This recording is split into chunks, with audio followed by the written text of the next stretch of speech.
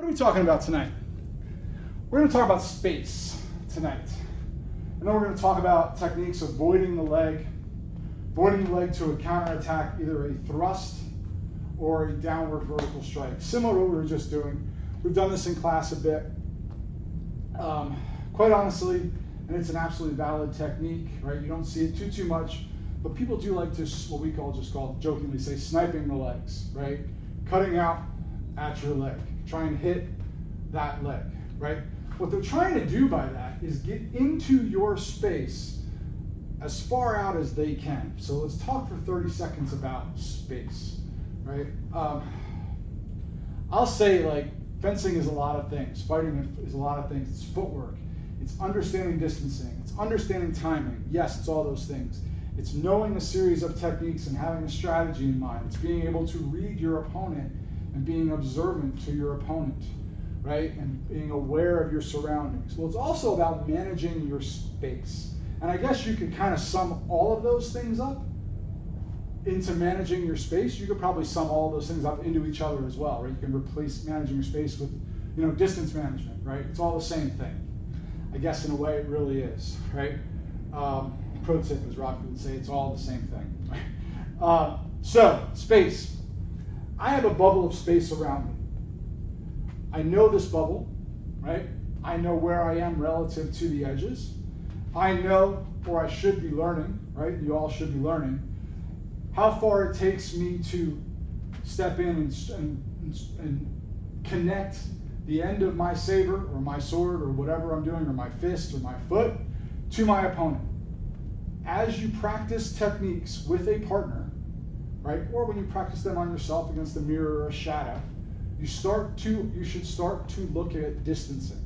You should start to look at space and how are you managing that space. What am I doing to get the maximum impact, the maximum attacking area out of my space, while at the same time not allowing my opponent in? Because remember, at the same time I'm trying to control my space and influence my opponent is trying to do the exact same thing to me.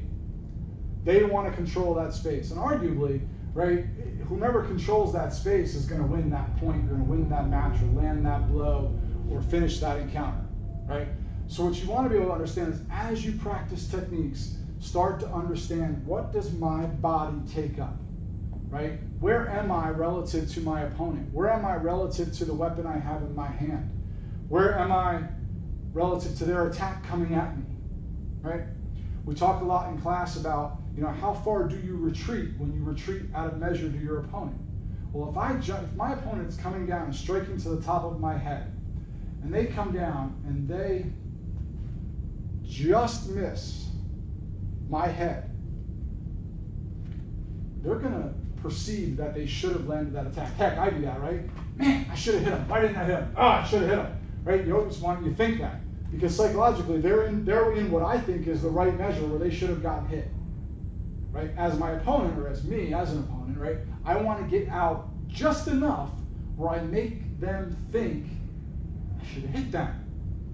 If I jump back, that saber or that sword or that fist is coming at me, and I jump back, I immediately tell my opponent, you missed.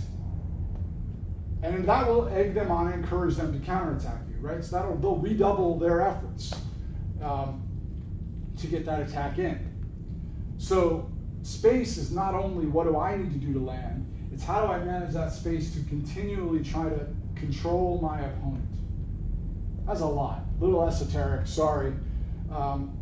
Again, I think learning how you can learn distance and measure and your space and how you control it, that will make you a better fighter. That'll make you a more balanced person, right? Walking around, weaving in and out of people. We used to live in New York City, right? We always used to weave in and out of people, right? You don't want to bump into somebody, and there are thousands of, not now, but there are thousands of people on the streets of Manhattan, right?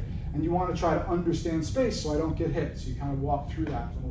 We used to test ourselves every once in a while, going through and not getting hit and weaving through heavy traffic areas, people traffic. Anyway, when you're in an encounter, right, remember, what is that space around me? How can I move it? How can I manipulate that space or leverage or create that space, right, to influence my opponent's actions?